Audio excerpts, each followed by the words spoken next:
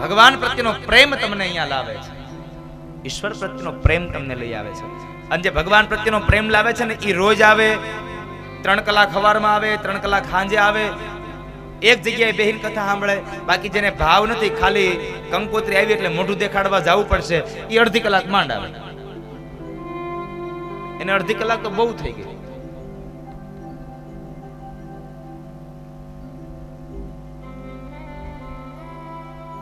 અડધી કલાકની કથા સાંભળીને વ્યા જાય.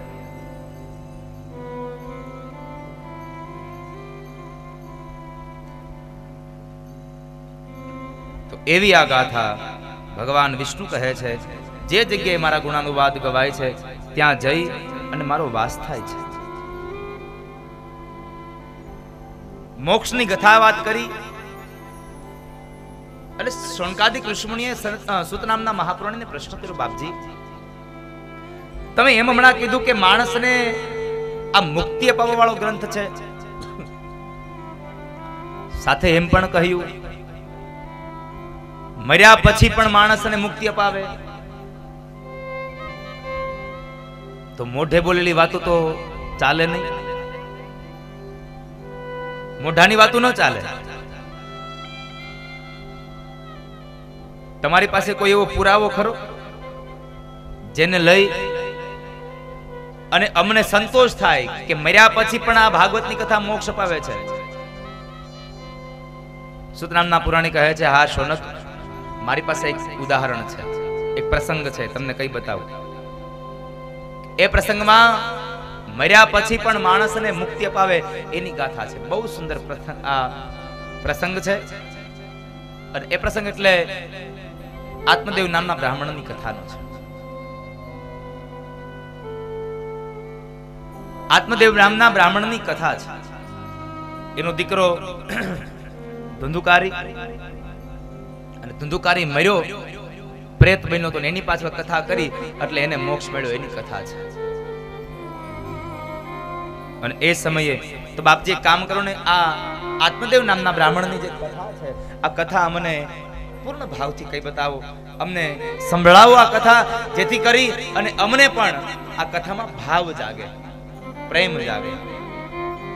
અને ભાવ વગરની કથા નકામી એવું સાહેબ. ઈશ્વરમાં તમને જ્યાં સુધી ભાવ ન થાય ત્યાં સુધી પરમાત્મા ન મળે. બેનો ગાય છે, ભાગવતને તમારે સાંભળવું હોય તો ભાવથી સાંભળજો. ભાગવત સાંભળજો તમે ભાવથી, ભાગવત સાંભળજો તમે ભાવથી, ભાગવત સાંભળજો તમે ભાવથી રેલો, ભાગવત સાંભળજો તમે ભાવથી રેલો.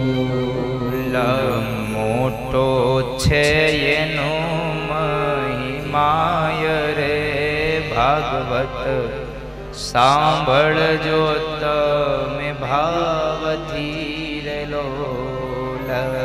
મોટો છે એનો મહિમાય જો ભાગવત સાંભળજો તમે ભાવથી રેલો. મોટો એનો મહિમા છે. તમે ભાગવતની કથાને સાંભળજો. ભાગવતની કથાને સાંભળવાથી, ભાવથી સાંભળવાથી તમને ભગવાન મળે છે.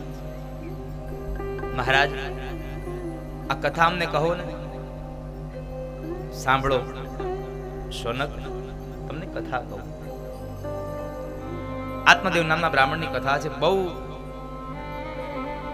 સમજવા જેવી કથા છે અને બહુ આમ જોવા જવું તો કરુણ પણ કથા છે. એક બાપની વ્યથાની કથા છે, એક જીવાત્માના વ્યથાની કથા છે. બહુ બહુ કથા સારી છે, પણ જો એને ભાવથી સાંભળીએ તો. પણ મારે આ કથાને કેવી છે ત્યારે થોડાક નિયમો હોતે છે. આરે એ નિયમોની કથા તમને કહું. પણ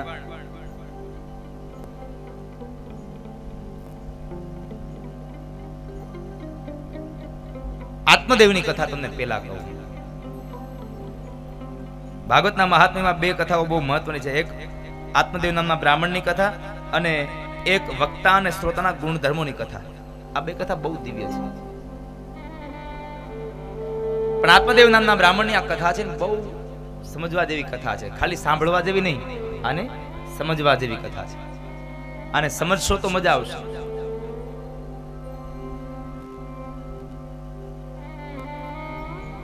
આત્મદેવની કથાનો પ્રારંભ કરતા ભગવાન બાદરાયણ બોલ્યા લખે છે, તુંગભદ્રા તટે પૂર્વમભૂતપતનમ યત્ર વર્ણાસ્વધર્મેણ સત્ય સત્કર્મ તત્પરા.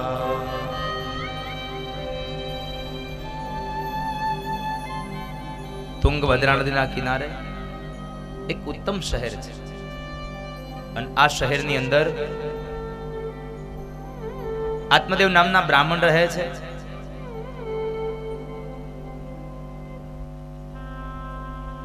કર્મનિષ્ઠ બ્રાહ્મણ છે.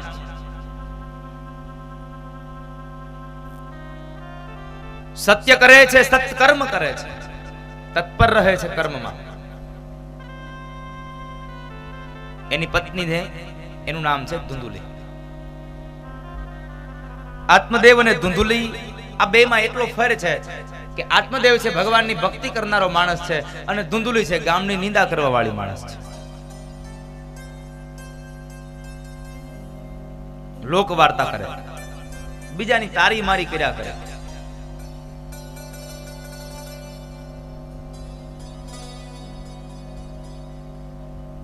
એને જો કોકની પંચાયત કરવા બેહાડો,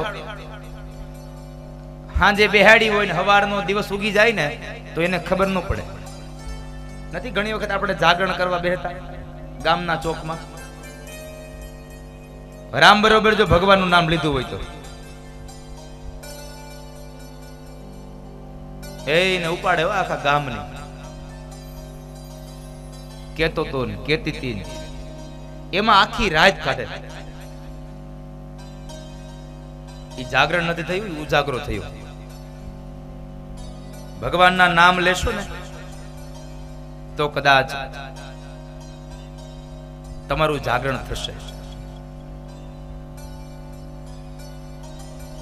લોકવાર્તામાં બહુ નિપુણ છે. તારી મારી કરવાની હોય. અરે આપણે નથી રામજી મંદિરે બેહવા જાય હવારે ઘરે તૈયાર થઈને રામજી મંદિર બેહવા જાય. હવે રામજી મંદિરે જઈને નકર ભગવાનનું નામ લેવું જોઈએ ને, એના બદલે રામજી મંદિરના ઓટલે બેઠા બેઠા તારી મારી કરતા હોય.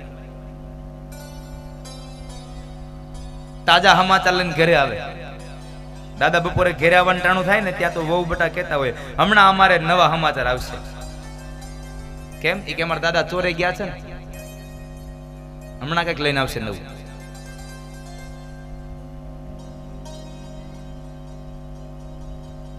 તારી મારી કરવા કરતા ભગવાનનું ભજન કર્યું સાહેબ.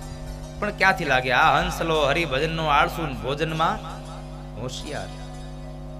3 ટાઈમ જમવા આપો તો વાંધો ન આવે, પણ એક ટાઈમ તમે ભજન કરવા બેહારો એટલે એને વાંધો આવે.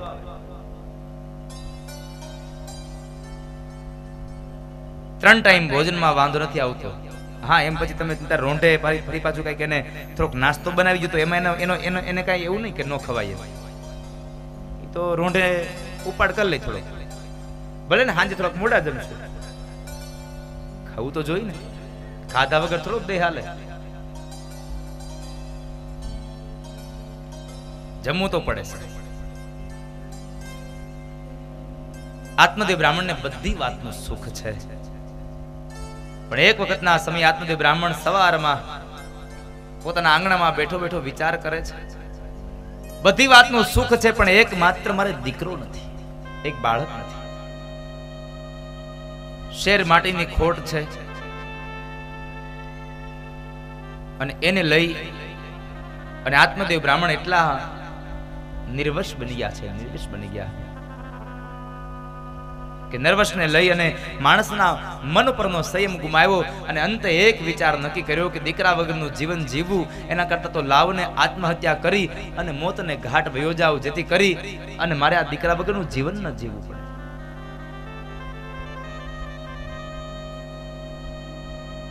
આત્મદેવ બ્રાહ્મણ ઘર છોડી જંગલમાં જાય છે. જ્યાં જંગલમાં જાય આત્મહત્યા કરવા માટે જ્યારે તૈયારી કરે છે તો એક મહાપુરુષ, એક સાધુ પુરુષે આવી અને એનો હાથ જાયલો. ભાઈ, શું કરો છો તમે? આ ભગવાને આપેલો મનુષ્ય અવતાર, આ મોંઘો અવતાર તમે આમનામ વેડફી નાખશો? તમને ખબર છે આત્મહત્યા કરવી એ આ દુનિયાનું મહાન પાપ છે? અરે આત્મહત્યા કરવી એ તો મહાન પાપ છે, પણ માણસ જો આત્મહત્યા કરવાનો વિચાર કરે ને તો એ પણ મહાન પાપ છે. માટે આત્મહત્યાનો વિચાર પણ ન કરો દુનિયામાં, જિંદગીમાં ક્યારેય. કદાચ જિંદગીમાં ગમે તેટલું દુઃખ આવે, શું ફેર પડી જાય છે? અને યાદ રાખજો, આજથી યાદ રાખજો, જીવનમાં મનમાં ગાંઠ રાખી રાખજો કે જ્યારે પણ દુઃખ આવે છે ને એ દુઃખના પહાડો કોઈ દિવસ પથ્થરના નથી હોતા. જીવનમાં દુઃખના પહાડો કોઈ દિવસ પથ્થરના નથી હોતા. દુઃખના પહાડો તો માત્ર બરફના હોય છે, અને બરફ તો એકના એક દિવસે ઓગળી જવાનો, ઓગળી જવાનો, ઓગળી જવાનો, એમાં કોઈ પણ સંશય નથી. દુઃખના પહાડો પથ્થરના નહીં, બરફના હોય છે. માટે હરીરી ન જવું. દુઃખ આવે તો આત્મહત્યા કરવી, આવા વિચાર ન કરવા. ઘર મૂકીને ભાગી જવું ના, ખરાબ વિચારો ન કરવા કોઈ દિવસ. બને ત્યાં સુધી સાત્વિક વિચારો કરો સાહેબ. ખરાબ વિચારો પણ ન કરવા. પણ આત્મદેવ બ્રાહ્મણ ગયા છે, પેલા મહાત્માજી પકડ્યા છે અને કહે છે, ભાઈ આત્મહત્યા કરવી તો મહાન પાપ છે. કોણ છો તમે? શા માટે આત્મહત્યા કરવા આવ્યા છો? તમારા પર એવું તો કયું દુઃખ આવ્યું? મહારાજ, મારું નામ આત્મદેવ છે અને હું જ્ઞાતિય બ્રાહ્મણ છું. આત્મદેવ નામ અને બ્રાહ્મણ છું, જ્ઞાતિએ. પેલા મહાત્માજી કહે છે, ભૂદેવ, એક તો દ્વિજ જ્ઞાતિમાં શ્રેષ્ઠ છો, એમાંય તમારું નામ આત્મદેવ, અને તમે આવ્યા આત્મહત્યા કરવા? શું દુઃખ પડ્યું તમારા ઉપર? મહારાજ, બધી વાતનું સુખ છે, પણ એક વાતનું દુઃખ છે. શું થયું ભાઈ? ભૂદેવ, અરે મહારાજ, પૈસો સંપત્તિ તો બહુ છે, પણ મારા ઘરે એક સંતાન નથી, બાળક નથી, અને આમ દીકરો નથી. અરે દીકરા વગરનું જીવન જીવીને હું શું કરું? દીકરા વગરનું જીવન કેમ જીવાય? દીકરો ન હોય તો પુમ નામના નરકમાંથી તારે કોણ? મર્યા પછી શ્રાદ્ધ ક્રિયા કરે કોણ? દીકરો નથી, એ શબ્દ સાંભળ્યા પેલા મહાત્માજી બોલ્યા છે, અરે ભૂદેવ, તમારી ઘરે દીકરો નથી ને એ તો ભગવાનની કૃપા સમજો. હવે જે માણસ દીકરાના વિયોગમાં મરવા આવ્યો છે અને એને કોક એમ કે તમારી ઘરે દીકરો નથી, એ તો ભગવાનની કૃપા સમજો, તો શું થાય દશા માણસની? અરે મહારાજ, તમે રહ્યા સંન્યાસી અને અમે રહ્યા સંસારી, તમને ન સમજાય દીકરા વગરનું શું જીવન હોય. અરે ભાઈ, તમે દીકરો દીકરો બહુ કરો છો, પણ જરાક જગતમાં જઈને જોઈ આવો તો ખરા. જે મા બાપને, જે પતિ પત્નીને દીકરા નથી, એ મા બાપ પણ માથે ઓઢીને રોવે છે, અને જેને 4 દીકરા છે ને એ માથે ઓઢીને રોવે છે. તમે જરાક જોઈ આવો તો ખબર પડે આ દુનિયામાં. કારણ જેને નથી એટલે એનું દુઃખ છે, અને જેને છે એને સાચવતા નથી એટલે એનું દુઃખ છે. ચારે અલગ અલગ રહેતા હોય. ગૌઠા મા બાપ એની હાથે રસોઈ બનાવીને ખાતા હોય. આવું ન કરશો સાહેબ.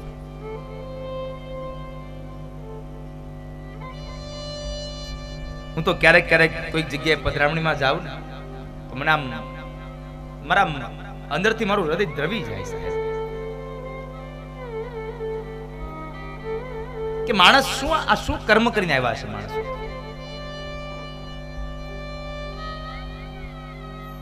એક જ ફળિયામાં મા બાપ અને દીકરાઓ જુદા જુદા રહેતા હોય. બોલો, વિચાર કરો. એક ફળિયામાં એક બાજુના ઓરડામાં મા બાપ વૃદ્ધ રહેતા હોય, અને એક બાજુના ઓરડામાં એ દીકરો અને પત્ની બાળકો રહેતા હોય. આ બાજુ પત્ની તો એને પોતાનું કામ કરી લે, આ બાજુ ઓલા ગૌઢા માડી હોય, એની 60 વર્ષની 70 વર્ષની ઉંમર હોય, કાયા થરથર ધ્રુજતી હોય, અને એ ધ્રુજતા હાથે રોટલા બનાવતા હોય. વિચાર તો કરો, શું એ આપણા આ જગતની કરુણા છે. ધૂળ પડીએ દીકરાઓમાં આપણા.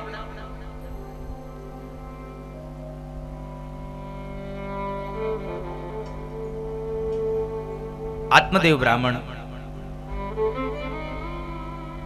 મહારાજ, દીકરો ન હોય તો પૂમ નામના નરકમાંથી તારે કોણ? પિંડદાન કરે કોણ? આ પિંડદાનની વાત આવી એટલે મને એક જરાક વાત યાદ આવે છે કે કેટલા લોકોને ખબર છે કે પિંડદાન કરે એટલે મુક્તિ મળી જાય? જરા હાથ ઊંચો કરો તો. પિંડદાન કરે એટલે મુક્તિ મળી જાય આવું કેવું કેટલા લોકો માનવા વાળા છો? જરા હાથ ઊંચો કરો. કોઈ નહીં? આ ગામમાં રિવાજ નથી દાડા કરવાનો? છે રિવાજ? તો હું કામ કરો છો? તમને ખબર છે કે નથી મળતી મુક્તિ? તો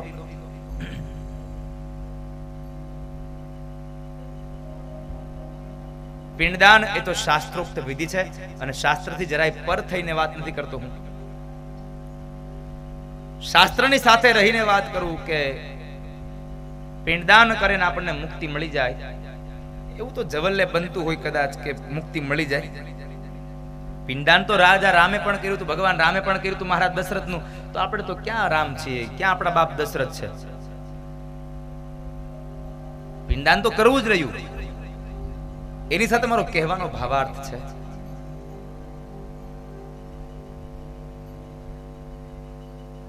એક સમય હતો આપણો કે કોઈ માણસનું મૃત્યુ થાય એટલે આપણે કેટલા દિવસે પિંડદાન કરીએ? આ બાજુ ભેંસરડીમાં કેટલા દિવસે પિંડદાન થાય છે? કેટલા દિવસ આપણે શોક પાડતા એનો? 12 દિવસ. 12મા દિવસે આપણે એનું પિંડદાન કરતા. 12મા દિવસે સુધી પિંડદાન કરતા ત્યારે આપણે હતું. અને હવે શું આવ્યું? અને એક સમય એવો પણ હતો કે 12 દિવસ આપણે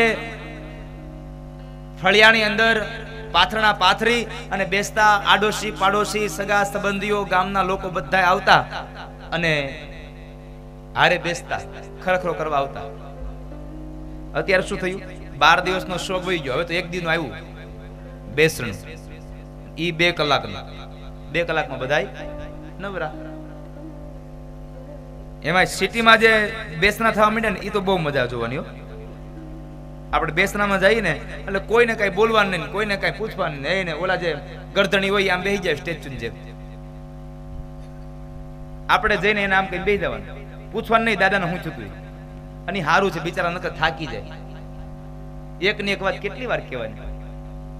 અડધી પૂગે ત્યાં આવે કઈ બીમાર થયા હતા, વળી પાછો ઉપાડે. ઓલો અડધી વાત સાંભળ્યો ને એ કંટાળીને વિયો જાય કે આની કેદી પૂરી થાય કોને ખબર.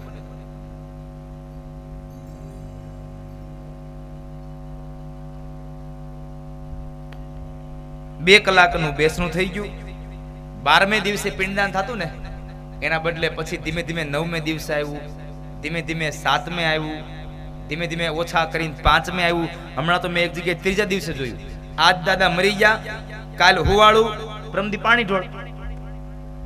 આ તો મેચમાં જે થઈ ગયું 2020 એવું આવ્યું. મને લાગે છે કે જો 12મે થી 3જે દિવસે આવી ગયું છે તો આવનારો સમય કઈ વધારે દૂર નહીં હોય. કદાચ 10 વર્ષ કે 15 વર્ષમાં દીકરાઓ પિંડદાન કરવાનું બંધ કરી દે તો હવે નક્કી કરો કે આપણે 15 વર્ષ પછી જવાનો વારો આવશે. અને કદાચ આપણા છોકરાઓ પિંડદાન નહીં કરે તો મુક્તિ ક્યાં મળશે? તો મુક્તિ ક્યાં મળશે?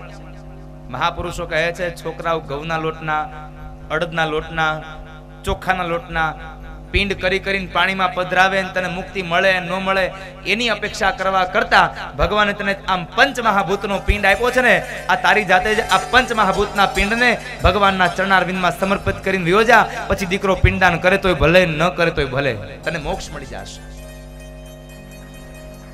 તમારી જાતે પિંડદાન કરીને જાઓ. અને આમ પણ કહેવત છે પારકી આશા સદા નિરાશા. હવે કોક આપણું કામ કરી દે અને આપણને મુક્તિ મળે એમાં શું સાહેબ?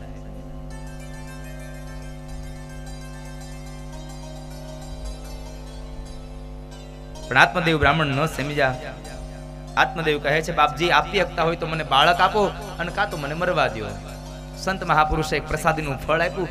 આત્મદેવ બ્રાહ્મણ એ ફળને લઈને ઘરે આવે છે. ધુંધુલી અને એની બહેનપણી બે બેઠા છે. ધુંધુલી અને એની બહેનપણી જ્યારે બેઠા છે,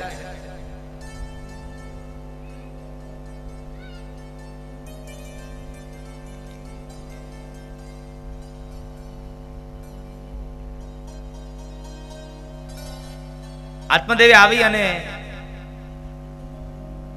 ધુંધુલીના હાથમાં ફળ આપ્યું ને કહ્યું કે લે, એક આ મહાત્મા હાજીએ પ્રસાદી આપી છે અને આ પ્રસાદીને તું ખાઈ જા એટલે આપણા ઘરે બાળક થશે, આપણી ઘરે બાળક જન્મશે. આટલું કહી અને આત્મદેવ બ્રાહ્મણ નીકળી ગયા. હવે આ બાજુ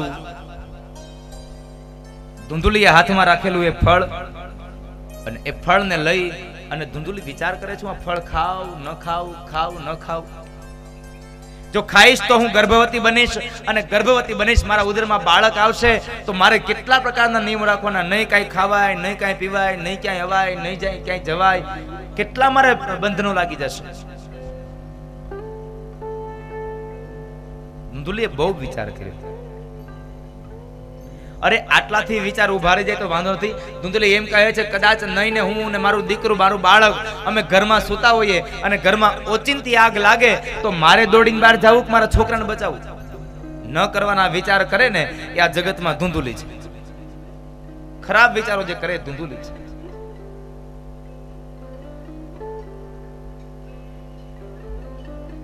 ફળ ખાવાનું વિચારતી નથી, શું કરું શું ન કરું. અને એ સમય બરાબર ધુંધુલીની બહેનપણી બેઠી છે, કહે છે, કામ કર બેન, તારે જો આ ફળ ન ખાવું હોય અને પ્રસૂતાની વેદના ન વેઠવી હોય તો તારે આ ફળ ખાવાનું રહેવા દે. મારા ઉદરમાં બાળક છે, એ બાળક હું તને આપી દઈશ અને એના બદલામાં તું થોડુંક મને ધન આપી દેજે, જેથી કરી અને આપણા બેયનું કામ સચવાઈ જાય, અમારે ભૂખ્યા ન રહેવું પડે અને તારે પ્રસૂતાની વેદના ન વેઠવી પડે. ધુંધુલીને આ વાત ગમી છે, પણ આ ફળનું શું કરું? તો કહે છે, ગાયને ખવડાવી દે. અને આત્મદેવના શું ક્યાં ભવના પાપ હતા. ભાગવતકાર તો એમ કહે છે કે આત્મદેવ બ્રાહ્મણની ઘરે તો દીકરો નથી, પણ આંગણામાં બાંધેલી એક ગાય છે, એ ગાયને વાછડાનો પ્રસવ ન થાય. આંગણામાં એક મોટું ઝાડ છે, ઝાડને ફળ ન લાગે, અને આંગણામાં એક તુલસીનો ક્યારો છે, છોડ છે, આ તુલસીને માંજર ન લાગે. ક્યાંક ભવના પાપ હશે. આ ફળ ગાયને ખવડાવી દે. ફળ ગાયને ખવડાવ્યું. ધીમે ધીમે સમય પસાર થયો. આ બાજુ ધુંધુલીએ સ્વાંગ રચ્યો, ઢોંગ કર્યા છે કે હું ગર્ભવતી થઈ. અને જ્યારે એની બેનપણીને ત્યાં બાળક થયું એટલે એકાંતની અંદર આવીને બાળક ધુંધુલીને આપ્યું. ધુંધુલીએ આત્મદેવને છેતરા છે કે આપણે દીકરાનો જન્મ થયો. વળી થોડો સમય ગયો એટલે પેલી સંતની પ્રસાદી નિષ્ફળ ન જાય, એટલે સંતની પ્રસાદીના રૂપે ગાયે પણ એક છોકરાને જન્મ આપ્યો. આખું શરીર માણસનું છે, માત્ર ફેર એટલો છે જે કાન છે ને એ ગાયના કાન હોય એવા કાન છે. બે દીકરાઓ પ્રાપ્ત થયા. આનંદનો પાર ન રહ્યો આત્મદેવને. બેના નામકરણ સંસ્કાર થયા. ધુંધુલીનો દીકરો હતો એટલે નામ પડ્યું ધુંધુકારી, અને ત્યારબાદ ગાયના કાન જેવા કાન લઈને જે જન્મેલો બાળક હતો એટલે એનું નામ પાડ્યું ગોકર્ણ. ધીમે ધીમે સમય પસાર થયો અને એ સમયે બે ભાઈઓને વિદ્યાભ્યાસ માટે બેહાડ્યા છે. એમાં ધુંધુકારી છે એ મહાશઠ બન્યો અને ગોકર્ણ મહારાજ મહાજ્ઞાની બન્યા છે. ગોકર્ણ પંડિતો જ્ઞાની ધુંધુકારી મહાખલ. ગોકર્ણ પંડિતો મહાજ્ઞાની ધુંધુકારી મહાખલ. ન કરવાના કામ કરે, ન પીવાના પદાર્થો પીવે છે, ન ખાવાના પદાર્થોનું સેવન કરે છે. મા પાસે આવીને પૈસા માંગે. મોટા થયા છે, કુસંગને લઈ અને ધુંધુકારી ખૂબ બગડ્યો છે. ધુંધુકારી ખૂબ બગડ્યો છે. અને એ સમયે મા પાસે આવીને પૈસા માંગે. માએ ના પાડી. પિતાજી પાસે જાય, પિતાજીએ ના પાડી. એક વાર, બે વાર, ત્રણ વખત ના પાડી. એટલે ધુંધુકારીને જરા ક્રોધ આવ્યો અને આત્મદેવની છાતીમાં એક પાટું માર્યું અને આ ધરતી પર ચત્તો પાટ પછાડ્યો છે. જ્યારે ધરતી પર પડ્યો છે ત્યારે એને સંત મહાપુરુષના શબ્દો યાદ આવ્યા કે દીકરા વગરના રડે છે અને આ દુનિયામાં દીકરા વાળાય રડે છે. लातों के भूत बातों से नहीं मानते।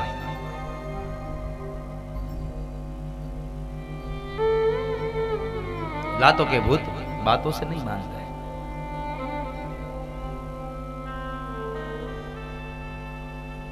आत्मदेव खूब दुखी थया અને જ્યારે દુખી થયા છે એટલે ગોકર્ણ મહારાજ પાસે બેઠા છે ને એક વખતના સમયે ગોકર્ણ મહારાજે આત્મદેવ બ્રાહ્મણને માધ્યમ રાખી અને ગોકર્ણ ગીતાનું ગાન કર્યું છે। ગોકર્ણ ગીતાનું ગાન કર્યું અને પોતાના પિતાજીને ઉપદેશ આપતા કહે છે, ધર્મમ ભજસ્વ સતતમ त्यज लोक धर्मान सेवस्य साधु पुरुषां जहि कामतृष्णा।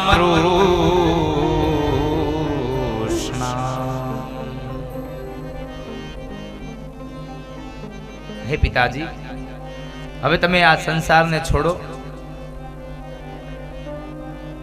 અમુક ઉંમર થાય એટલે ભોગને ભોગવાનું મૂકી દેવાય સાહેબ। રાજા ભરતુરી પણ ભરતુરી એ વૈરાગ્ય શતકમાં લખ્યું છે। જે માણસે શૃંગાર શતક લખ્યું ને એ જ માણસે વૈરાગ્ય શતક લખ્યું। વિચાર કરો કેટલી મજાની વાત છે। જેને 16 શણગાર સજાવ્યા હોય અને ઈનો ઈ માણસ મૂર્તિને નિર્વસ્ત્ર પણ કરી શકે, વૈરાગ્ય પણ લગાડી શકે, નિરરસ થઈ જાય સાહેબ, રસ ન લાગે। ભરતુરીમાં રાજા वैराग्य शतक में भरतुरीए लिख्યું, भोगान्मुक्ता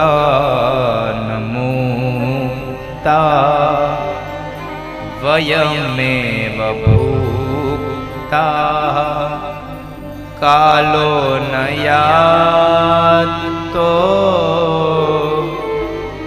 वयमेव याथा। भोगान भुक्ता वयमेव मुक्ता। हे पिताजी, यथा योग्य समये माणसे अमुक वस्तु ने छोड़ी देवी જોઈએ। उमर थाय એટલે વ્યવહાર દીકરાઓને સોંપી દેવો જોઈએ। કહું છું, સાધુ પુરુષનો સંગ કરો, તીર્થોમાં જઈ અને ભગવાનનું ભજન કરો।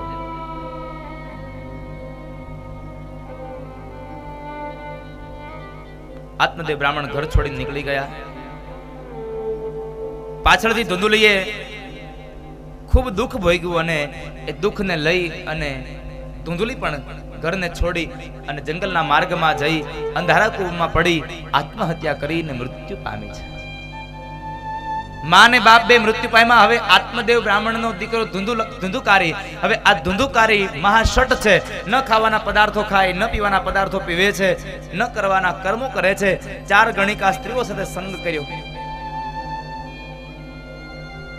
સ્વતંત્રતા મળી અને એ સ્વતંત્રતા સ્વચ્છંદતામાં બદલાઈ ગઈ। અત્યારના મોસ્ટ ઓફલી કિસ્સાઓ સાહેબ એ વાત બને છે। माँ बाप पोताना संतानों स्वतंत्रता आपे के जाओ दीकराओ तमने जेम गमे तेम रह्यो, मजा करो, स्वतंत्रता आपे छे। अने ए स्वतंत्रता में ए माँ बाप एनी जिंदगी में आनंद उमेरवा माटे मोटो दीकरो थयो होय तो गाड़ी लई दे, मोबाइल लई दे, भौतिकताना साधनो लई दे, धन वापरवा माटे आपे। दीकरीने पण हवे अत्यारे एटलो साचो तो थयो बाप, गाड़ी लई दे, मोबाइल आपी दे, पण ज्यां सुधी जे वस्तु आपी छे एनो उपयोग थाय ने ત્યાં સુધી એનો વાંધો નથી, પણ જ્યારે એનો ગેરઉપયોગ થાય ને તેનું પરિણામ બહુ વિકટ આવે છે। તમારી પાસે રહેલો જે સાધન છે એ સાધનનો તમે સદુપયોગ કરો તો તમને સુખ આપશે, પણ તમે જ્યારે સાધનનો અતિરેક ઉપયોગ કરશો ત્યારે તમને દુઃખ આપશે। દુઃખ આપ્યા સિવાય કશું નહીં હોય સાહેબ। માટે સાધનને પણ તમે સમજીને વાપરો। અત્યારે બને છે એવું સ્વતંત્રતા આપે એટલે સ્વતંત્રતા સ્વચ્છંદતામાં બદલાઈ જાય। બાપાએ આપણો છોકરો આપણે પૈસા ન આપીએ અને બીજા માથેથી લઈ અને દેણું કરે એના કરતા બાપો એને બધી સારી સગવડતા આપે, પણ આપણને જે સગવડતા આપે એ બધાનો આપણે દુરુપયોગ કરીએ। ન ખાવાના પદાર્થો ખાઈએ, ન પીવાના પદાર્થો પીએ, ન કરવાના કામ કરીએ। આ બધું કામ કર્યા પછી સુધરવા માટેની જ આ કથા છે। અને મારે તમને પ્રશ્ન કરવો છે, તમારે સુધરવાનું છે કે નહીં? સાધુ નામ તમારું હોય, નજર કહી ઓર નિશાના કહી ઓર.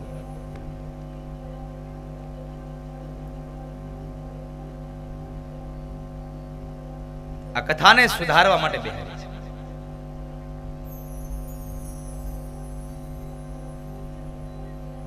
હું ગઈકાલે આત્સંગ ગયો તો ઘનશ્યામનગર. ત્યાં નિત્યસુ સ્વામીએ બહુ એક વાત સરસ કરી, મને ગમ્યું. આ વાક્ય મને ગમ્યું સ્વામીનું. આ કથા સુધરેલા માણસોને સુધારવા માટે નથી, બગડેલા માણસોને સુધારવા માટે નથી, તો આ કથા તો સુધરેલો માણસ બગડી ન જાય ને એના માટેની કથા છે.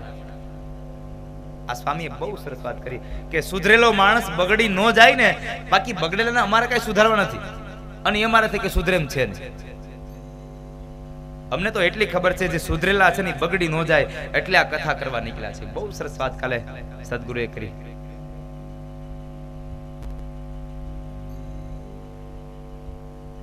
ન કરવાના કર્મો કરે છે અને એ સમયે 4 ગણિકા સ્ત્રીઓનો સંગ થયો અને સંગને લઈ સ્ત્રીઓ કહે છે કે જા ધુંધુકારી ધન લઈ આવ. ધુંધુકારી ધન લેવા માટે જાય છે. રાજાનો ખજાનો તોડ્યો, ખજાનો તોડીને ધન ચોરી લાવે, ગણિકાઓના હાથમાં આપ્યો, સ્ત્રીઓના હાથમાં આપ્યો. એટલે સ્ત્રીઓએ પ્રશ્ન કર્યો ક્યાંથી લઈ આવ્યો? તો કે રાજાનો ખજાનો તોડ્યો. ખજાનો તોડ્યો શબ્દ સાંભળ્યા એટલે 4 ગણિકાઓ સ્ત્રીએ નક્કી કર્યું કે હવે આને જીવવાનો દેવાય, આને મારી નખાય નહીં. ને કદાચ આ પકડાઈ જાય તો આપણું પણ નામ આપે તો આપણને પણ દંડ થાય, આપણે પણ મરી જાય. એના કરતા આને મારી નખાય. 4 ગણિકા સ્ત્રીઓ એને મારવાના પ્રયત્નો કરે છે. કેટલા પ્રયત્નો કર્યા છતાં પણ એ ધુંધુકારી મરતો નથી. અને આમ પણ મહાપુરુષો કહે છે જેના કર્મો સારા ન હોય ને એને મોત પણ જલ્દી ન આવે. સોડ લાંબી બીમારીની તાણી સૂતો, મોત માગે પણ આવે નહીં એમના દૂતો. આ તો કર્યા કર્મના લેખા લેવાય, તારી આવરદા રોજ ઓછી થાય. કર્યા કર્મના લેખા લેવાય છે, તારી આવરદા રોજ ઓછી. માટે હે રાત અનેક પ્રયત્નો કર્યા અને મર્યો નહીં. ત્યારે કહેવાય છે, ભાગવતમાં લખ્યું છે કે એ 4 ગણિકા સ્ત્રીઓએ આ ધુંધુકારીને હાથ અને પગથી બાંધી દઈ અને મોઢાની અંદર ધગધગતા દેતવા નાખી અને અંતે મોતને ઘાટ ઉતાર્યો. મર્યો તો ખરો પણ પ્રેત બન્યો. મર્યો ખરો પણ પ્રેત બન્યો.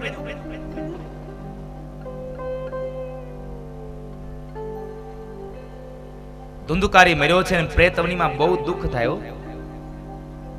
પ્રેત અવસ્થામાં બહુ દુઃખ થાય.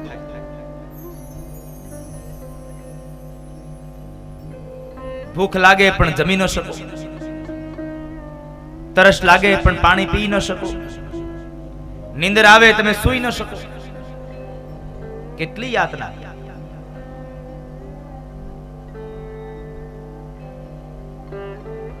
પ્રેત અવસ્થામાં બહુ યાતનાઓ થાય છે.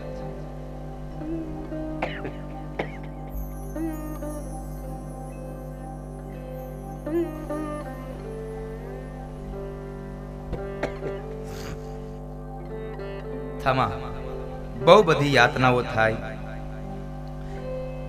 આ બાજુ ગોકર્ણ મહારાજને ખબર પડી કે મારા માતુશ્રી મૃત્યુ પામ્યા, પિતાશ્રી મૃત્યુ પામ્યા છે, ભાઈ મૃત્યુ પામ્યો. એટલે એ સમય બરાબર ગોકર્ણ મહારાજે ગયાજીમાં જઈ અને પિતૃનું શ્રાદ્ધ કર્યું મુક્તિ માટે. એક વખતના સમયે આ પ્રેત ધુંધુકારી ગોકર્ણ મહારાજના આશ્રમમાં જઈ અને ખૂબ રડે છે, ખૂબ રડે. અને ત્યારે ગોકર્ણ મહારાજે પાણીની અંજલિ છાટે અને વાચા ફૂટી, કોણ છે તું? ધુંધુકારી કહે છે, ભાઈ હું તમારો ભાઈ છું અને મૃત્યુ પામ્યો, મર્યો પણ હું પ્રેત બન્યો અને પ્રેત અવસ્થામાં મને બહુ દુઃખ થાય છે, મને આમાંથી છોડાવો ને. પ્રેત અવસ્થામાં મને બહુ દુઃખ થાય છે. અરે ભાઈ મેં તો ગયાજીમાં શ્રાદ્ધ કર્યું છતાં પણ તમને મુક્તિ ન મળી. અને ત્યારે ધુંધુકારી કહે, ગયા શ્રાદ્ધ સતે નાપી મુક્તિર્મે ન ભવિષ્યતિ. ભાઈ ગયાજીમાં જઈ તમે એકવાર નહીં 100 વખત શ્રાદ્ધ કરો ને તો પણ મને મુક્તિ મળે નથી, કારણ મેં કામ જ એવા કર્યા છે. મને બહુ દુઃખ થાય છે, મને મુક્તિ અપાવો. ગોકર્ણ મહારાજે મહાપુરુષોને પ્રશ્ન કર્યો, મોટા મોટા ઋષિમુનિઓને પ્રશ્ન કર્યો, કોઈએ જવાબ ના આપ્યો. અને કોઈ કેમ કીધું, એક કામ કરો, ભગવાન ભાસ્કરને, સૂર્યનારાયણને તમે પૂછો. સવારમાં વહેલા જઈ ભગવાન ભાસ્કરને પાણીનો અર્ઘ્ય આપી, જલનો અર્ઘ્ય આપી, અને અંતમાં ભગવાન ભાસ્કરના રથના ઘોડાઓને ઊભા રાખ્યા છે. બ્રાહ્મણની પાસે કેટલી તાકાત છે સાહેબ, વિચાર તો કરો. તપમાં કેટલી તાકાત કે સૂર્યના ઘોડાઓને પણ રોકી રાખે. હે જગત સાક્ષી, ગયાજીમાં શ્રાદ્ધ કરવાથી જેને મુક્તિ ન મળે એને મુક્તિ બીજે ક્યાં મળે? અને ત્યારે ભગવાન સૂર્યનારાયણ બોલ્યા કે ગયાજીમાં શ્રાદ્ધ કરવાથી જેને મુક્તિ ન મળી હોય ને એને મુક્તિ આપવા માટે એકમાત્ર સાધન છે, અને એ ભાગવત છે. પ્રેત અવસ્થામાં પણ પીડાને શાંત કરનારી કોઈ ગાથા હોય તો એ ભાગવત છે. એટલે કહ્યું, ધન્યા ભાગવતી વાર્તા, ધન્યા ભાગવતી વાર્તા, પ્રેત પીડા વિનાશિની. ધન્ય છે આ ભાગવતની કથા કે જેણે પ્રેતની પીડાઓમાંથી મુક્તિ અપાવી છે, પ્રેત અવસ્થામાંથી મુક્તિ અપાવી છે. ગોકર્ણ મહારાજ, તમે ભાગવતની કથા બેસાડો, ભાગવતની કથા સંભળાવો. ભાગવતની કથા સંભળાવવાની વાત કરી ગોકર્ણ મહારાજ પોતાના આશ્રમમાં આવે છે. આશ્રમમાં આવી શુભ મુહૂર્તને જોઈ અને ગોકર્ણ મહારાજે વ્યાસ ગાદીની રચના કરી અને વ્યાસ ગાદી ઉપર આવી અને પોતે ભાગવતની કથા કરે છે. 1 દિવસ, 2 દિવસ, 3 દિવસ, આમ કરતા કરતા 7મો દિવસ આવ્યો અને 7મા દિવસના અંતમાં જ્યારે આ ભાગવતનું પુણ્ય ફળ ભગવાનના શ્રી ચરણમાં સમર્પિત કર્યું, ત્યારે ગોકર્ણ મહારાજની કથાને સાંભળવા આવેલો એ પ્રેત ધુંધુકારીને વૈકુંઠમાંથી દિવ્ય વિમાન લેવા આવ્યું. પાર્ષદો બેસાડી અને એને લઈને જાય છે. કથા સાંભળી વૈકુંઠમાં ગયા. આપણીને એક રિવાજ છે, 7 દીની કથા પૂરી થાય એટલે 7મે દિવસે આપણે એક કહેવત છે, મેં આવું સાંભળ્યું છે કે લીલા વાંસની જે હોટી હોય ને એ ફાટી જવી જોઈએ. જો લીલા વાંસની હોટી જે રોપી હોય એ રોપેલી હોટી જો ફાટે નહીં તો તમારી કથા પૂગી નથી. બ્રાહ્મણ 7 દી નહીં, 7 ભવ અહીંયા કથા વાંચે ને તો આ લીલા વાંસની હોટી એમને ન ફાટે છે. આ 7 ગાંઠની જે સોટી છે એ ફાટે નહીં સાહેબ. પણ અહીંયા માત્ર ભૂલ એટલી કરી છે, આપણે વાંસ પકડ્યો. ખરેખરો શબ્દ છે વાસનાની ગાંઠોને તોડવાની છે, આ વાંસની ગાંઠું નહીં સાહેબ. જીવનમાં આ કથાને સાંભળી અને 7 પ્રકારની જે વાસનાની ગાંઠો છે, કામ, ક્રોધ, લોભ, મદ, મોહ, અભિમાન અને છેલ્લે અજ્ઞાન, આ 7 જે ગાંઠ છે ને એ ગાંઠને રોજ એક પછી એક ગાંઠને તોડવાની છે. પણ આપણે તો વાસનાની ગાંઠ મૂક પડતી અને આ વાસની ગાંઠ પકડી લીધી. હવે બ્રાહ્મણ અહીંયા 17 દી કથા વાંચે ને તો આ વાસ ન ફાટે. એક હજી આપણી અંધશ્રદ્ધા છે. અને હવે હું આપ સૌને પ્રાર્થના કરું, 21મી સદીમાં જીવન જીવો છો, હવે અંધશ્રદ્ધામાં નહીં રાખતા વિશ્વાસો, શ્રદ્ધા રાખજો, અંધશ્રદ્ધા ન રાખતા. અંધશ્રદ્ધા ન હોવી જોઈએ. 1 દિવસ, 2 દિવસ, 3 દિવસ થાય ને એટલે કોઈ પિતૃ આવે નહીં, ધૂણે નહીં ને એટલે નો યજમાનને ખબર હોય, નો બ્રાહ્મણોને ખબર હોય. અને ત્યાર પેલા તો ગામમાં બેનો મંડે વાતું કરવા. આ 3 દી થયા પણ હજી કોઈ ધૂણું નથી કે કથા હરખી નહીં વચાતી હોય. અરે તમારી ભલી થાય, આપણે આ બધું ધૂણવાનું, ધૂણવામાં કેટલા જણા લોકોને આમ વિશ્વાસ દે કે ધૂણી હાચું, જરા હાથ ઊંચો કરો. નહીં ને તો વાંધો નહીં. અને જો બુટાણી પરિવારને છેલ્લા દિવસે કોઈ ધૂણી જાય અને એમ કહી જાય કે મારી કથા પૂગી ગઈ છે, એમાં શ્રદ્ધા હોય તો મને કહેજો, એટલે હું એકાદાને તૈયાર કરી દઉં. હું એને કહી દઉં ભાઈ છેલ્લા દિવસે તારે ધૂણવાનું છે અને તારે એમ કહેવાનું છે કે આ કથા પૂગી નથી, 2020માં બીજી કથા કરજો ને એના વક્તા જિજ્ઞેશ દાદા હોવા જોઈએ તો કથા મને પૂગશે. હું મારું હાજુ કરતો જાઉં ને. તમને જો ધૂણેમાં શ્રદ્ધા હોય તો, બાકી મારે તો નિયમ છે ધૂણે અને રૂમમાં પૂરી દેવાના, થાકી જાય એટલે ખખડાવે, હવે ખોલો, મેં ધૂણ લીધું એટલે બહાર કાઢવાના. આ મારે તો હવનનો બધો નિયમ છે આવો. હું હવનમાં જાઉં એટલે કોઈ દી ધૂણમાં જ નહોતો, અને ધૂણે એને પૂરી જ દઉં, રૂમમાં જ પૂરી દઉં. નકર વળી પાછા સામે આવીને કે 32 તારા 32 મારા ને 33 કરોડ દેવતા. હા, એક જગ્યાએ કથા હતી, નામ નહીં દઉં, આ સત્ય ઘટના. સાંજે 5 વાગે ને એટલે હું ધૂન ગવરાવું ને એટલે એક બેન આવે, વાળ ખુલ્લા મૂકે અને એ ભફના પડી જાય. એને ઊભા કરવા પડે. ચારે બાજુ આ સ્ટેજ હોય, આજુબાજુમાં આમ આવા સ્ટેજ બનાવ્યા નાના નાના. હવે ન કરે નારાયણને વાગી ગયો તો કાળી ટીલી બેસી જાય.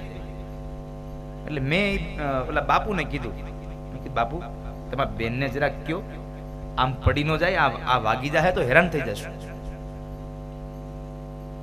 ઈ મારું નહીં માને દાદા. ઈ કે અરે મેં કીધું માનવાનું આમાં ધૂણવાનું ન હોય. આમાં એક દી બે દી ગયા પછી મને આમ ધૂણે એટલે ચીથરી ચડે.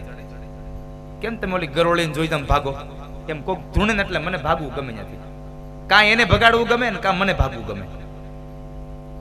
એટલે મેં એને કીધું, મેં કીધું આજ આ ધૂણે એટલે આને રૂમમાં પૂરી દેજો. મારી શાસ્ત્રીજી હતા એટલે મેં કીધું આને રૂમમાં પૂરી દો. રૂમમાં લઈ ગયા. રૂમમાં લઈ ગયા અને થોડીક વાર થઈ પછી મારા શાસ્ત્રીજી ગયા. શાસ્ત્રીજી જઈને પાણી છાંટીને કીધું બેન ઉભા થઈ જાવ. બેન તો ઉભા થઈને બહાર આવી આવ્યા. વળી બીજે દી પડ્યા.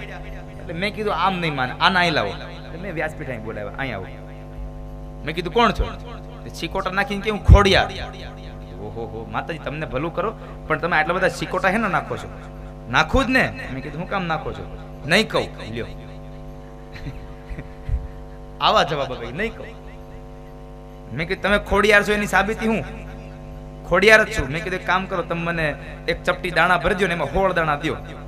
એને ચપટી ભરી દીધી. તો હું ને ઓલા શાસ્ત્રી બે ગણતા હતા તો ગણવામાં પાર ન આવે એવડી મુઠ્ઠી ભરીને આપી. એટલે કીધું આ તો બહુ વધારે છે. વધારે નથી કે તો એ કે 32 તારા ને 32 મારા ને 33 કરોડ દેવતા. એ કે મેં કીધું હવે આને કોક લીધો નકર આના 32 મારા હાથથી બહાર આવશે. એટલે તમને જીતુભાઈ ધૂણે એમાં રસ ખરો કે છેલ્લા દિવસે કોઈ ધૂણે ને કહી જાય? ચંદુભાઈ તમારે નહીં ને? બે બેનું ને નહીં? લ્યો મારે ખોટ જાય. મેં કીધું 2020 ની કથા નક્કી કરતો જાવ ભેસવડીમાં. ધૂણે ને એમાં શ્રદ્ધા રાખવા કરતા સાહેબ તમે જે ધૂન ગાવશો ને એમાં શ્રદ્ધા રાખજો. તમારા પિતૃઓ ભગવાનના ધામમાં પહોંચી જશે. આ મારો ભરોસો છે સાહેબ. તમે જે ધૂન ગાવ ને એમાં ભરોસો રાખજો. મને ધૂણમાંથી ભરોસો ઉડી ગયો ને એનું મૂળ કારણ એક છે. એક જગ્યાએ રાંદલના લોટા તેડ્યા ને ભુવા બાપા ધૂણ્યા. એટલે મેં એને પૂછ્યું, આજથી 9 વર્ષ પહેલાની વાત છે. મેં એને પૂછ્યું કે હે બાપા માડી આ લોટા પૂગી ગયા? તો એ બાપાએ મને જવાબ આપ્યો માડીએ 2 લોટા પૂગ્યા ને 2 નથી પૂગ્યા. મેં 4 લોટા તેડ્યા હતા. એ કે 2 પૂગ્યા છે ને 2 નથી પૂગ્યા. મેં કીધું 2 જ્યાં જાવ ત્યાં તમે લઈ આવજો. હવે બીજી વખત નહીં તેડીએ અમે. મેં 4 એક હારે તેડ્યા હતા. અંધશ્રદ્ધામાં ન જાઓ. પણ અહીંયા ભાગવતની કથાથી પ્રેત ધંધુકારીને પણ મુક્તિ આપી છે, મુક્તિ મળી છે. એ કથા બતાવી અને ત્યારબાદ હવે 2 કથા એટલે કે વક્તાના અને શ્રોતાના ગુણધર્મો. ભાગવતનો વક્તા કેવો હોવો જોઈએ તો એનું બતાવવા માટે 5000 વર્ષ પહેલા ભગવાન બાદરાયણ બોલ્યા, વિરક્તો વૈષ્ણવો વિપ્રો વેદ શાસ્ત્ર વિશુદ્ધિકૃતા દ્રષ્ટાંત કુશલો ધીરો વક્તા કાર્યોતિની સ્પૃહ. ભાગવતનો વક્તા કેવો હોવો જોઈએ તો કહે છે વિરક્ત, આસક્ત નહીં, વિરક્ત હોવો જોઈએ. બીજી વાત, ભાગવતનો વક્તા કેવો હોવો જોઈએ તો કહે વૈષ્ણવ. આ વૈષ્ણવ એટલે કેવો વૈષ્ણવ? કપાળમાં લાલ તિલક કરતો હોય વૈષ્ણવી, ગળામાં તુલસીની માળા પહેરી હોય, બ્રહ્મ સમન લીધું હોય, રોજ હવેલીએ જાતો હોય, ઘરમાં ઠાકોરજી પધરાવ્યા હોય, એની સેવા કરતો હોય, આ વૈષ્ણવ. તમારા માટે વૈષ્ણવ શબ્દ એટલે તમને એમ લાગશે સંપ્રદાય. નહીં, સંપ્રદાયના વૈષ્ણવની વાત નથી કરી. અહીંયા ભાગવતકારે તો સ્વભાવના વૈષ્ણવની વાત કરી છે. જે માણસ સ્વભાવથી વૈષ્ણવ હોય, અને કેવો વૈષ્ણવ તો મારો જુનાગઢનો નરસૈયો કહે છે, વૈષ્ણવજન તો તેને રે કહીએ પીડ પરાઈ જાણે રે. વૈષ્ણવજન તો તેને પીડ પરાઈ જાણે રે પર દુખે ઉપકાર કરે તોય મન અભિમાન ન આવે રે પર દુખે કાર કરે તોય મન અભિમાન લાવે વૈષ્ણવજન તો તેને આ દુનિયાનો વૈષ્ણવજન કોને કહેવાય? તો કહે છે કે જો કોઈકના દુઃખને જોઈ લે અને એને ઉપયોગી થાય અને ઉપયોગી થયા પછી માણસ ભૂલી જાય કે હું આ માણસને ઉપયોગી બન્યો તો, એ આ માણસ આ દુનિયાનો સાચો વૈષ્ણવ છે. બાકી હવારે માવો ખવડાવ્યો હોય ને રોંઢે હામો મળે લાવ લાવ હવારે મેં ખવડાવ્યો તો આને વૈષ્ણવજન ન કહેવાય. આને વૈષ્ણવજન ન કહેવાય. અને એક સૂત્રને યાદ રાખજો, કોઈકની કરેલી સેવા જિંદગીમાં કોઈ દી યાદ ન રાખવી અને કોઈકના દ્વારા લીધેલી સેવા, કોઈકની લીધેલી મદદ જિંદગીભર કોઈ દી ભૂલવી નહીં, કોઈ દી દુખી નહીં થાવ. પણ આપણને થાય છે એવું, આપણને કોઈકે મદદ કરી હોય એ ભૂલી જાય, આપણે કોઈકને મદદ કરી હોય જિંદગીભર ન ભૂલીએ. આ વાતને યાદ રાખવી, કરેલી મદદ ભૂલી જાવી અને લીધેલી મદદ કોઈ દી ભૂલવી નહીં. એટલે તમે જિંદગીમાં કોઈ દી તમને અહંકાર નહીં આવે અને દુનિયામાં તમે કોઈ દી ક્યાંય દુખી નહીં થાવ સાહેબ. આ વાતને યાદ રાખો. ત્યારબાદ કહ્યું ભાગવતનો વક્તા બ્રાહ્મણ હોવો જોઈએ, વિપ્ર. વિરક્તો વૈષ્ણવો વિપ્રો, બ્રાહ્મણ હોવો જોઈએ. અને એ પણ કેવો? વેદ શાસ્ત્ર વિશુદ્ધિકૃત, ભણેલો બ્રાહ્મણ. ક્યાં ભણેલો? તો કહે છે વેદ અને શાસ્ત્રને ભણેલો બ્રાહ્મણ હોવો જોઈએ. હારે વક્તા કેવો હોવો જોઈએ? તો કહે છે એક કથા સંભળાવે, એ કથા કદાચ તમારી અંદર ન બેસે તો એ કથાને બિહાડવા માટે એકાદું દ્રષ્ટાંત આપે અને તમને કથા સંભળાવે, તમને કથા સમજાવી દે. આવો બ્રાહ્મણ, આવો વક્તા હોવો જોઈએ. અને છેલ્લે કહ્યું નિસ્પૃહી, વક્તા કાર્યોતી નિસ્પૃહ. ભાગવતનો વક્તા નિસ્પૃહ હોવો જોઈએ. નિસ્પૃહ યાને કે કોઈ પણ પ્રકારની આશા ન હોય,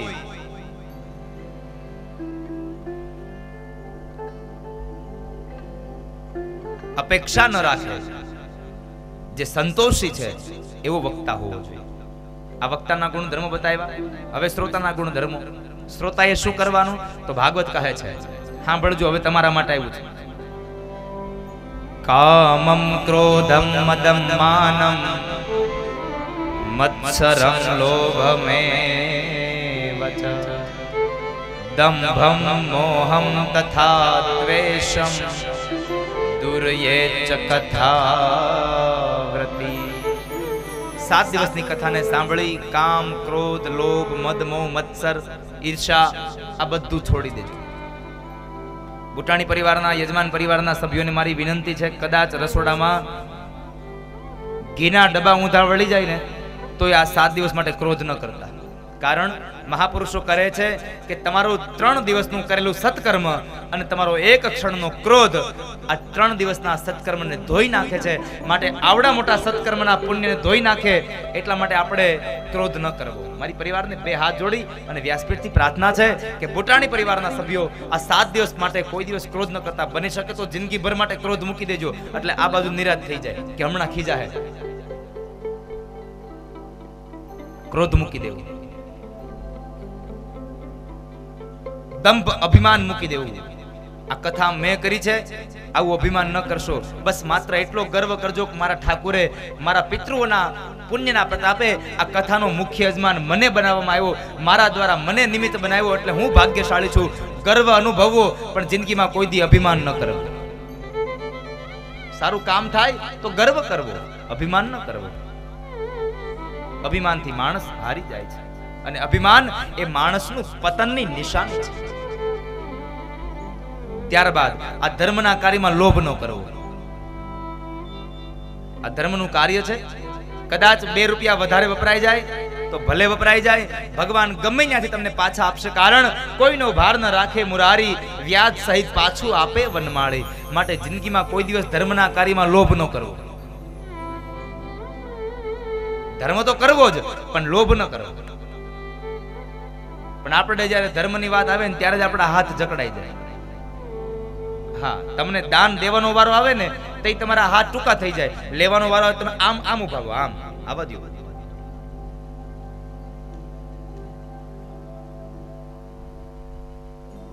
ધર્મનું કાર્ય હોય સાહેબ.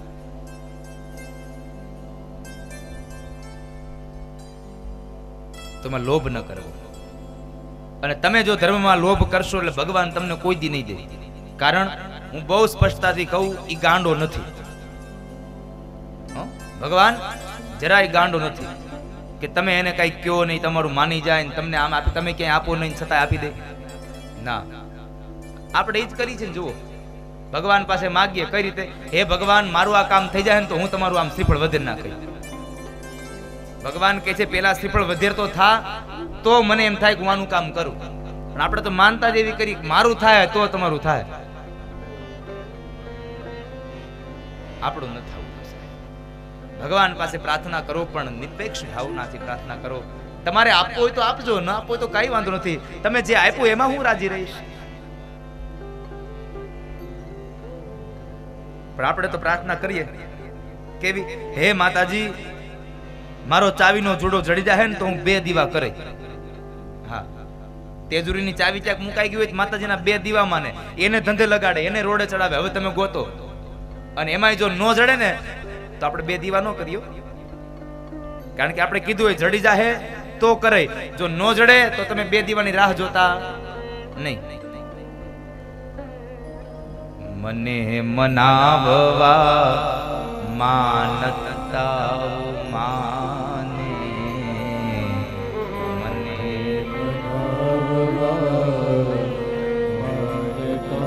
તમારે જિંદગીમાં પૈસો જોતો હોય, જિંદગીમાં સુખ જોતું હોય તો તમે કઈક ભગવાનને આપતા શીખજો.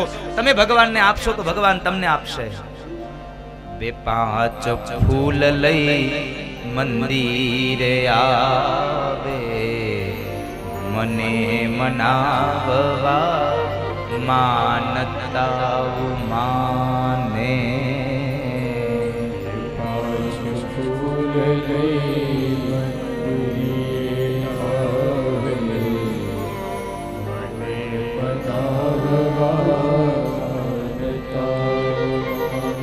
એવા 2 ફૂલના 2 લાખ દેતો નથી રે, ઈ કઈ ગાંડો નથી રે.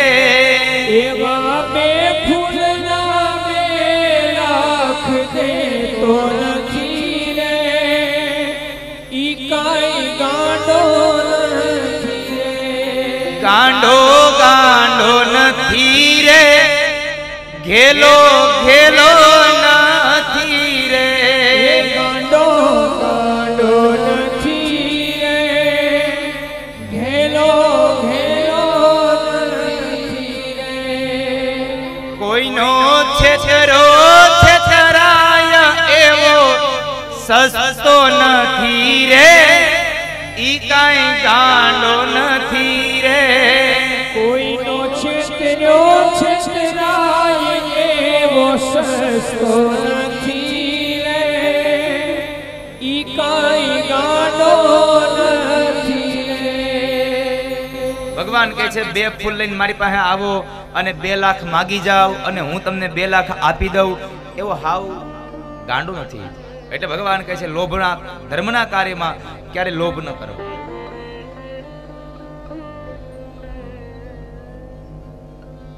ધર્મના કાર્યમાં લોભ ન કરો. મંદિરે જઈએ, આવી કથાઓમાં જઈએ તો ભગવાનને કંઈક અર્પણ કરતું આવું. અને એક વાત યાદ રાખજો, ભગવાન તમારી પાસેથી એટલા માટે લે છે કે એને તમે જે આપો ને એના કરતા હવાયું કરીને તમને પાછું આપવું છે. એટલા માટે કોઈનો ભાર ન રાખે મુરારી, વ્યાજ સહિત પાછું આપે વનમાળે.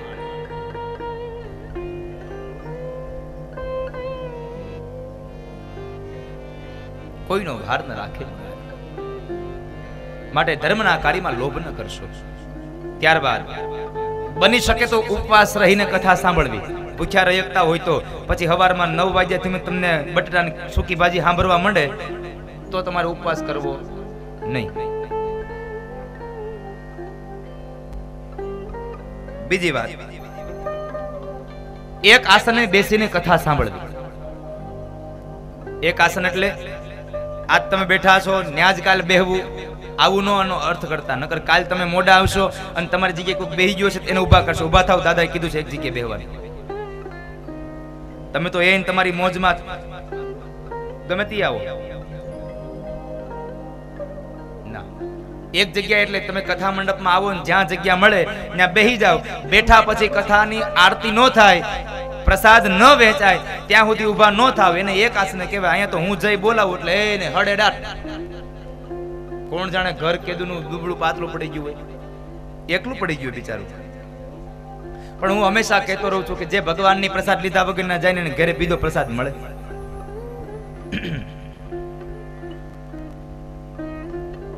એને ઘરે બીજો પ્રસાદ ખાવો પડે. 5-10 મિનિટમાં હું ફેર પડી જાય.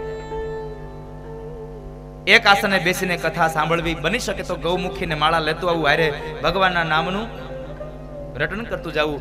ત્યારબાદ વક્તા આવે ત્યાર પહેલા આપણે કથા મંડપમાં આવી જવું અને વક્તા વ્યાસપીઠ છોડે ત્યાર પછી આપણે આપણું આસન છોડવું. આવા નિયમો હોય છે. એટલે આમાં નિયમોના તમને જેટલું પણ અનુકૂળતા હોય એટલું પાલન કરજો. ન થાય તો તમારા ભાગ, થાય તો મારા ભાગ. આપણે તો નિયમ હોય ને કે દાદાને 3:30 નું કીધું છે, 4 વાગે જવું, હજી આવીને ધૂન ગવડાવશે કેટલી વાર. તો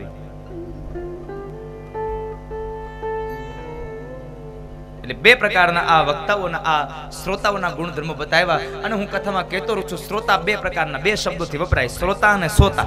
હવે તમારે શ્રોતા બનવું કે સોતા બનવું એ નક્કી તમારે કરવાનું. કારણ શ્રોતા એટલે જેની અંદર રસ ભર્યો છે ઈ, અને સોતા એટલે જે ઉકળે પડ્યા છે ઈ. શેરડી હોય ત્યાં સુધી દુકાનમાં રાખે અને એને બરાબર ઓલા મશીનમાં પીલી નાખે અને એમાંથી રસ નીકળી જાય એટલે ક્યાં પડે? સોતા થઈ જાય, વ્યા જાય, ઉકળે. શ્રોતા થાશો તો તમે આ કથા મંડપમાં હશો, અને સોતા થાઓ તો કઈ નક્કી નહીં. કારણ તમે શ્રોતા બનવાના લાયક છો એટલે ભગવાને માણસ બનાવ્યા છે. બાકી તો સોતા તો ઘણાય છે. તમે માણસ છો એટલે તમે મંદિરે જઈ શકો, માણસ છો એટલે તમે કથા મંડપમાં આવી નહીં તમે બેહી શકો. આગળ આવે લ્યો કૂતરું અહીંયા, નકર ઈ જીવ જ છે ને. પણ હાથદીમાં આ શેરીમાં વળે નહીં ને એવું કરી દઈએ આપણે. એ શેરી ભૂલી જાય આપણે. ઈ જો અહીંયા આવ્યું હોય એની વાહ લઢો લઈને થાય. ઈ આંબે નહીં તો છૂટે ઘાયે મારે.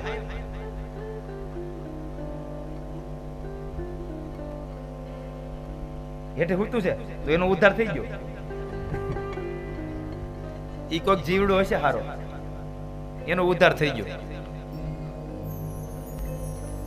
તો આવતીકાલ સવારે 9 કલાકે કથા ચાલુ થશે. એટલે તમારા લોકોને 9:45 કલાકે આવવું. અને આવતીકાલની બપોરની કથા 4 વાગે ચાલુ થશે. બહુ તડકો છે, તમને લાગતો હોય ન લાગતો હોય, મને તડકો લાગે છે. અને આમે 7 વાગ્યા સુધી અંજવાળું હોય છે, એટલે 4 વાગે જ કથા ચાલુ કરીશું. બરાબર છે?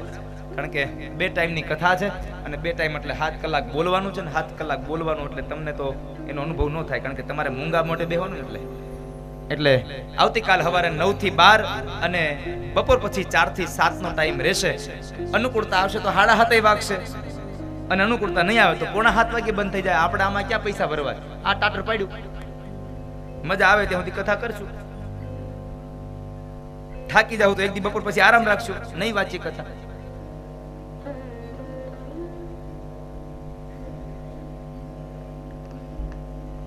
ઉતારો સરસ મજાનો છે એટલે આપણને નિંદરે આવ્યા કરશે. મને આજ હું ઝાપકીને જાગ્યો ને તો મને જો તમે ભાગ્યા કે નહીં 3 વાગી ગયા, 3 ને 10 થઈ. ત્યાં તો રાહુલ દાદાએ કીધું રેડી બધાય ઉપાધિ કરો. હું તો સીધો તમારા રૂમમાં આવ્યો.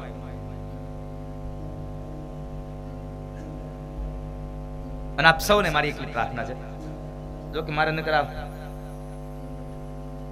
પિયુષભાઈ પાસે બોલાવવાનું હતું, પણ હું તમને કહી દઉં એટલે મારે ઉપાધિ નહીં.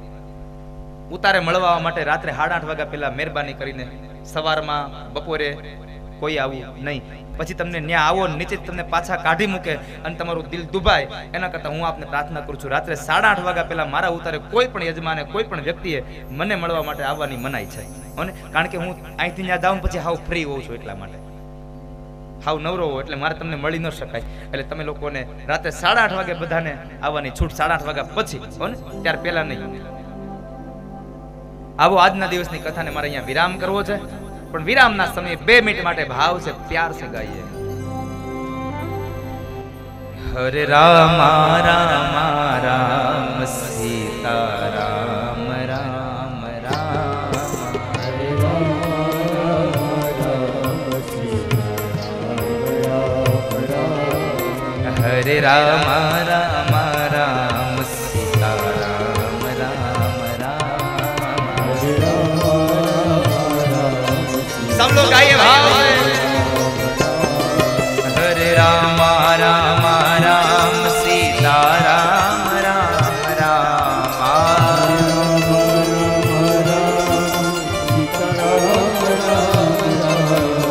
हरे राम राम राम सीता राम राम राम, हरे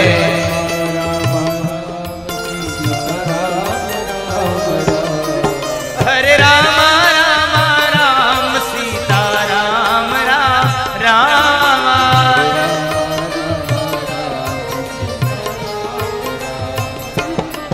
हरे राम राम राम सीता राम राम राम,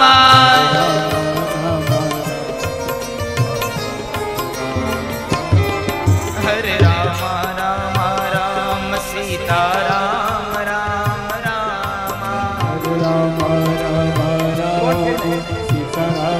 राम राम, हरे राम राम राम सीता राम राम राम, हरे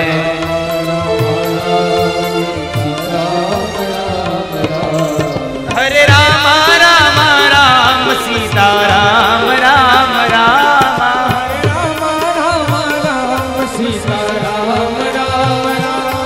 हरे राम राम राम सीता राम राम राम, गाइए ताली बजा. सीता राम राम राम, सीता राम राम राम, सीता राम राम राम,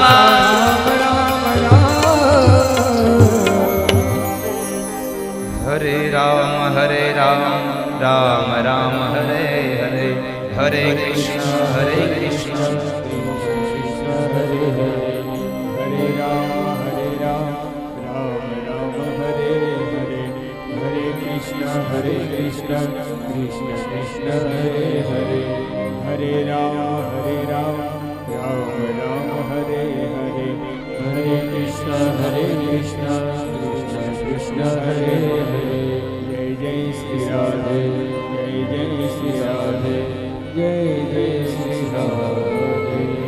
बोलो वृंदावन विहारी लाल की, भागवत भगवान की, बाल कृष्ण भगवान की, रामचंद्र भगवान की, उमापति महादेव की, पवन सुत हनुमान जी महाराज की, सदगुरु भगवान की, आज के आनंद की. प्रेम से बोलो नमः पार्वती. हर हर महादेव.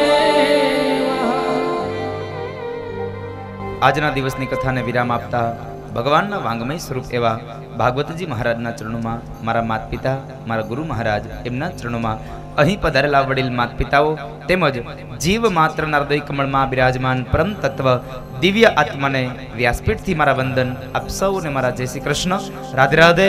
આવતીકાલ સવારે 9 કલાકે ફરી પાછા ભગવત ચર્ચા માટે મળીશું. હરિઓમ તત્સત.